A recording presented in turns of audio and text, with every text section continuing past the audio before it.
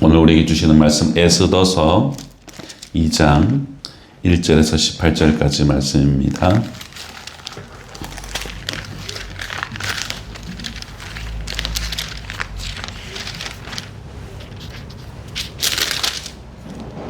구약성경 750페이지 제가 한 절, 여러분 한 절 교독하겠습니다. 그 후에 아하수에로 왕의 노가 그침에 와스디가 그가 행한 일과 그에 대하여 내린 조서를 생각하거늘 왕이 측근 신하들이 아뢰되 왕은 왕을 위하여 아리따운 처녀들을 구하게 하시되 전국 각 지방의 관리를 명령하여 아리따운 처녀를 다 도성 수산으로 모아 후궁으로 들여 궁녀를 주관하는 내게 해계의 손에 맡겨 그 몸을 정결하게 하는 물품을 주게 하시고 왕이 눈에 아리따운 처녀를 와스 대신 왕으로 삼소서 하니 왕이 그 말을 좋게 여겨 그대로 행하라. 도성 수산에 한 유다인이 있으니 이름은 모르드게라. 그는 베냐민 자손이니 기스의 증손이요 시므이의 손자요 야일의 아들이라. 전에 바벨론 왕 느부갓네살이 예루살렘에서 유다 왕 예고냐와 백성을 살잡아 갈 때 모르드게가 함께 살잡혔더라. 그의 삼촌의 딸 하다사 곧 에스더는 부모가 없었으나 용모가 곱고 아리따운 처녀라. 그의 부모가 죽은 후에 모르드게가 자기 딸같이 양육하더라. 왕의 조서와 명령이 반부되니 처녀들이 수사에 많이 모여 해계의 손수가에 나아갈 때 에스더도 왕궁으로 끌려가서 궁녀를 주관하는 해계의 손수가에 가니 해계가 이 처녀를 좋게 보고 은혜를 베풀어 몸을 정결하게 할 물품과 일용품을 곧 주며 또 왕궁에서 을에 주는 7 궁녀를 주고 에스더와 그 궁녀들을 후궁 아름다운 처소로 옮기더라. 에스더가 자기의 민족과 종교를 말하지 아니하니 이는 모르드게가 명령하여 말하지 말라 했으나 모르드게가 날마다 후궁 뜰 앞으로 왕래하며 에스더의 안부와 어떻게 될지를 알고자 하였더라. 처녀마다 자리대로 아이스를 부인에 나가기 전에 여자에 대하여 정한 규례대로 12달 동안을 행하되 6달을 모여야 기름을 쓰고 6달은 형품과 여자에게서는 다른 물품을 써서 몸을 정결하게 하는 기한을 바치며 처녀가 왕에게 나아갈 때에는 그가 구하는 것을 다 주어 후궁에서 왕궁으로 가지고 가게 하고 저녁이면 갔다가 아침에 둘째 부모로 돌아와서 비빈을 주관하는 4시 44세 수하에 하고 왕이 그를 기뻐하여 그의 이름을 부르지 아니하며 다시 왕에게 나아가지 못하더라. 모르드게의 삼촌 아비하일의 딸 곧 모르드게가 자기의 딸같이 양육하는 에스더가 차례대로 왕에게 나아갈 때에 궁녀를 주관하는 내시 해계가 정한 것 외에는 다른 것을 구하지 아니하였으나 모든 보는 자에게 사랑을 받더라. 아하수에로와 왕의 제7년 10월 곧 데베돌의 에스더가 왕이 인도되어 들어가서 왕 앞에 나가니 왕이 모든 여자보다 에스더를 더 사랑하므로 그가 모든 처녀보다 왕 앞에 더 은총을 얻은지라. 왕이 그의 머리에 관을 씌우고 와스디를 대신하여 왕후로 삼은 후에 왕이 크게 잔치를 베푸니 이는 에스더를 위한 잔치라. 모든 지방관과 신하들을 위하여 잔치를 베풀고 또 각 지방의 세금을 면제하고 왕의 이름으로 큰 상을 주니라. 아멘. 어제부터 본문은 에스더 본문이 시작되었습니다. 우리가 어제는 살펴보지 않았기에 에스더에 대한 기본적인 이해를 위해서 에스더의 어떤 개론과 1장의 내용을 잠시 다뤄보면 좋겠습니다. 그럼 에스더서는 이 페르시아 제국, 고대 페르시아 제국, 곧 성경에서는 바사라고 명칭하는 그 제국의 아하수에로 왕의 치세 기간을 그 시대적 배경으로 합니다. 그럼 아하수에로는 바사 제국의 4대 왕이었고 BC 485년부터 BC 465년까지 약 20년간 이 바사 제국을 통치하였습니다. 이 시기는 이스라엘의 1차 포로 기간과 2차 포로 기간 그 사이 중간 시기입니다. 아하수에로 다음 왕이 우리가 주일마다 우리가 살펴보고 있는 느헤미야 시대의 아닥사스다 왕이 바로 아하수에로 그 다음 왕이죠. 이 아하수에로는 BC 485년에 왕이 되어서 3년 동안 그 내부의 반란을 다 평정을 합니다. 그리고 480년부터 2년 동안 그리스와 전쟁을 하게 됩니다. 이때 이 그리스와의 전쟁을 그린 그 역사가 우리가 영화로 너무 잘 알고 있죠. 영화 300이라는 남자들이 굉장히 좋아하는 그런 전쟁물이 있습니다. 그것이 배경이 바로 이 아하수에로 왕입니다. 에스더 1장은 아하수에로 왕이 집권을 하고 이제 반란을 평정한 것을 축하하기 위해서 거대한 성대한 잔치가 배설된 것을 배경으로 합니다. 이 잔치는 6개월 정도 진행되었다라고 기록이 되어져 있습니다. 이 잔치는 아하수에로의 부에 대한 사치와 그에 대한 과시적인 모습을 아주 낱낱이 보여줍니다. 그렇게 6개월의 잔치가 마쳤고 이 왕은 백성들을 위해서 이 왕궁의 뜰에서 다시 한 번 더 또 잔치를 배설합니다. 그곳에 아름다웠던 이 왕후 와스디를 불러서 백성들에게 자랑하고 싶었던 거죠. 그런데 이 왕후 와스디가 이 왕의 명령을 거절합니다. 당시 왕후라는 자리는 그저 왕의 권위를 나타내는 소유물, 곧 수단에 불과한 존재가 왕후였습니다. 그런데 왕후는 그렇게 왕이 명령했으면은 와야만 하는 자리가 바로 이 잔치의 자리였는데 이제 와스디는 그것을 거절하였죠. 결국 그 일로 인하여서 왕후 와스디는 폐위가 됩니다. 와스디가 폐위되었기 때문에 이 왕후의 자리를 대신할 왕비를 찾아야 했지만 새 왕비를 찾는 일은 당장 진행되진 않았습니다. 실제로 에스더가 왕비로 간택된 것은 와스디가 폐위되고 4년이 지난 후였음을 우리 성경 에스더를 통해서 알 수가 있어요. 오늘 본문 에스더 2장은 이 에스더가 왕후가 되기까지의 여정의 그 시작점을 보여주고 있습니다. 본문은 에스더에 대해서 이렇게 소개하죠. 7절 말씀 함께 읽겠습니다. 시작.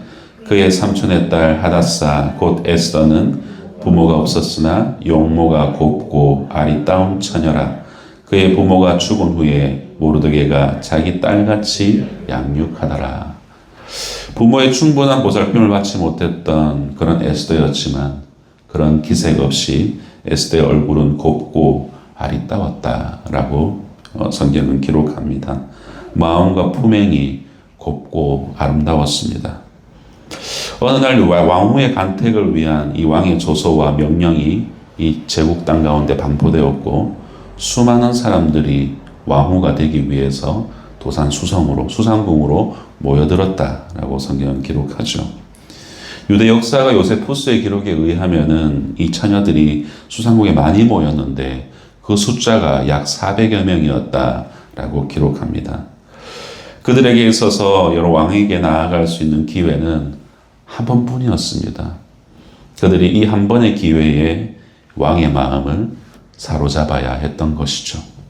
그렇기 때문에 그들은 왕에게 나아갈 때에 자신이 뽐낼 수 있는, 자신이 치장할 수 있는 그런 최대한의 치장들을 해서 그렇게 왕에게로 나아갔던 것이 분명합니다. 그리고 그런 구하는 것들을 관리들은 다 내어주었다라고 성경은 기록합니다. 그런데 이 에스더는 왕후 간택을 관장하는 이 내시 회계가 정한 것 외에는 다른 어떤 것도 구하지 않았음을 오늘 성경은 말씀합니다. 15절 말씀. 모르드게의 삼촌 아비하일의 딸 곧 모르드게가 자기의 딸같이 양육하는 에스더가 차례대로 왕에게 나아갈 때에 궁녀를 주관하는 내시 회계가 정한 것 외에는 다른 것을 구하지 아니하였으나 모든 보는 자에게 사랑을 받더라 라고 말씀하죠. 다른 처녀들에 비해서 덜 치장하여서 덜 화려해 보였을지는 몰라도 에스더는 다른 어떤 사람들보다도 더 빛이 났던 것을 알 수 있습니다.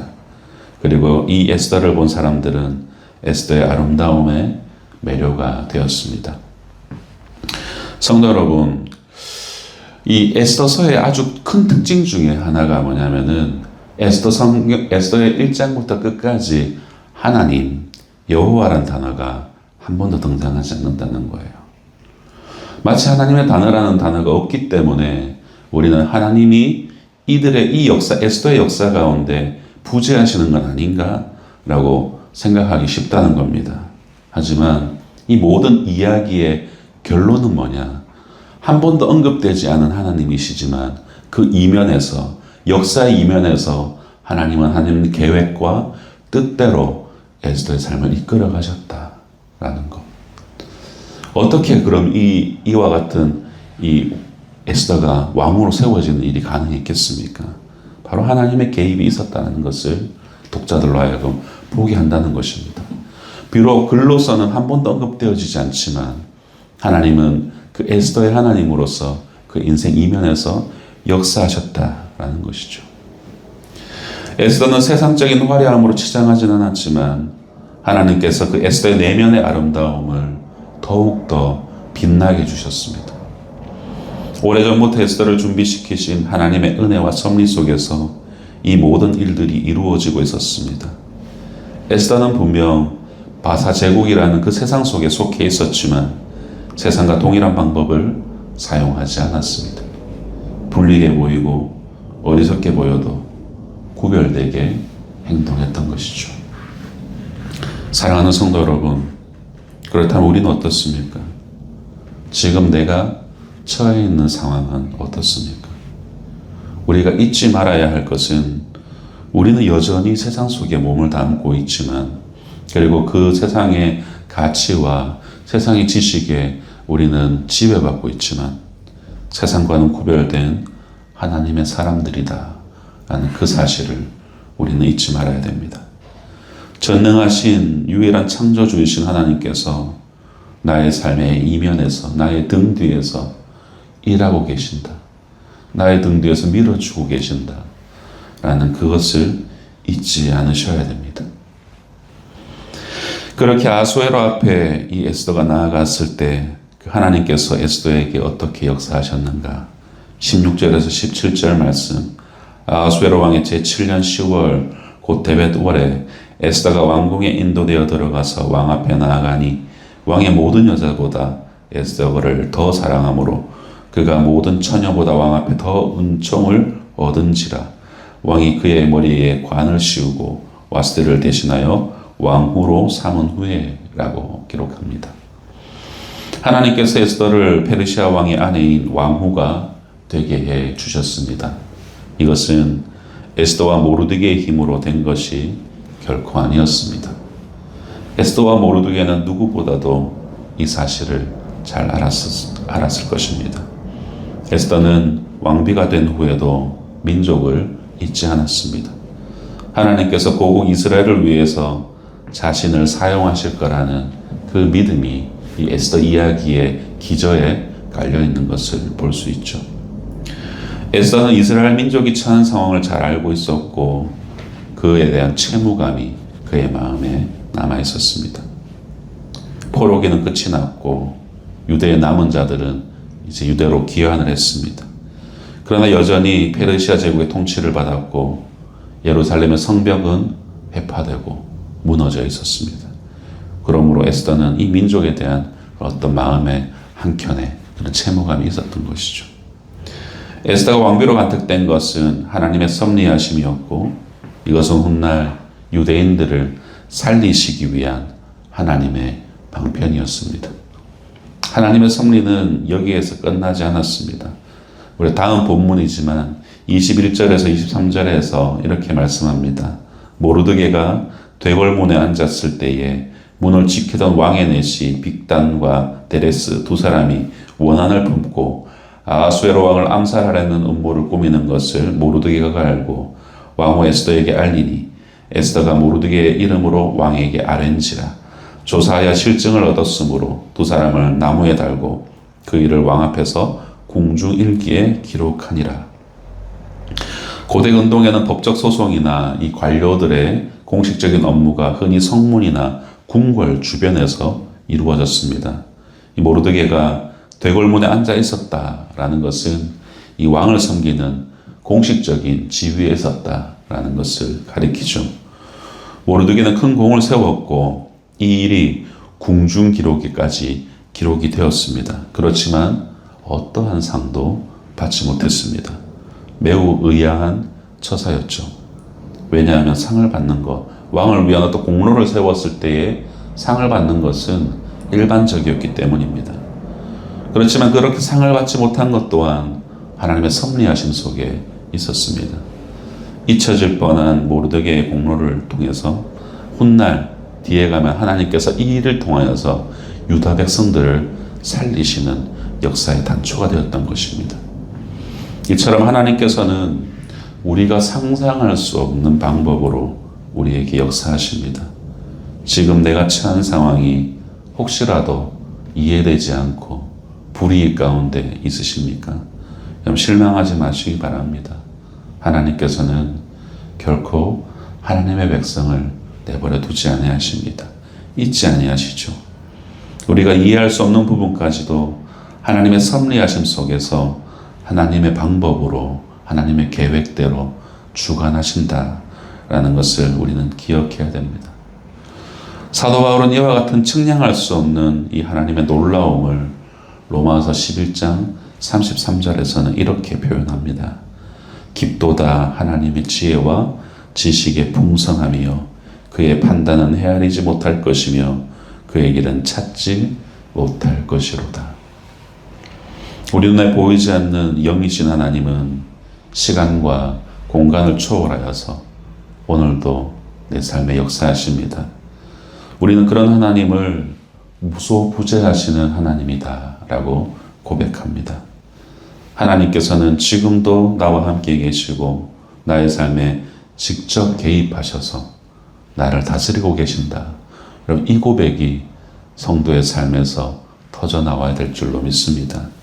보이지는 않으시지만 시간과 공간을 초월하여서 언제 어디서나 나를 주목하여 보시는 하나님을 우리는 항상 기억해야 할 것입니다. 그러므로 우리가 꼭 기억해야 될 사실은 나의 모든 인생뿐 아니라 온 세상이 하나님의 통치 속에 있다라는 것. 비록 하나님의 이름이 한 번도 보여지지 않는 그런 상황이라 할지라도 하나님은 역사하고 계신다라는 그 마음이 확고하게 들어서 하나님 내 삶에 안 계신 거 아닌가라는 그런 의심이 사라지는 그런 복된 성도님들 되기를 축복합니다. 왕관의 보석 같은 성도 여러분, 말씀을 맺겠습니다. 지금이라는 이 시간, 이것은 하나님께서 우리에게 허락하신 한날의 한순간입니다. 여러분은 지금 이 순간을 하나님께서 주관하고 다스리고 계시다라는 것을 믿으십니까? 그렇다면 에스더를 통해서 역사하신 하나님이 나의 하나님이시다라는 것을 믿으실 수 있기를 소망합니다. 모르드게의 공로를 잊지 않고 놀라운 섭리하심으로 역사하신 하나님이 나의 하나님이시다라는 것을 여러분 잊지 마시기 바랍니다. 그 주님께서 모르드게와 에스더를 하나님의 대책으로 그 바사 땅에 심으신 것처럼 우리를 이 땅에 목적을 가지고 심어주셨습니다. 나를 향한 하나님의 계획이 무엇인지 찾는 것은 비단 젊은이들만의 그런 비전에 대한 그런 부분은 아닙니다. 오늘 당장 내게 붙여주신 사람들, 내가 지금 겪고 있는 이 상황들, 그리고 이 모든 것 이면에 역사하시는 하나님의 뜻, 하나님의 목적을 우리가 말씀을 통해서 선명하게 발견하고 하나님의 뜻대로 살아내는 복되던 날 되시기를 주님의 이름으로 축복합니다. 기도하겠습니다.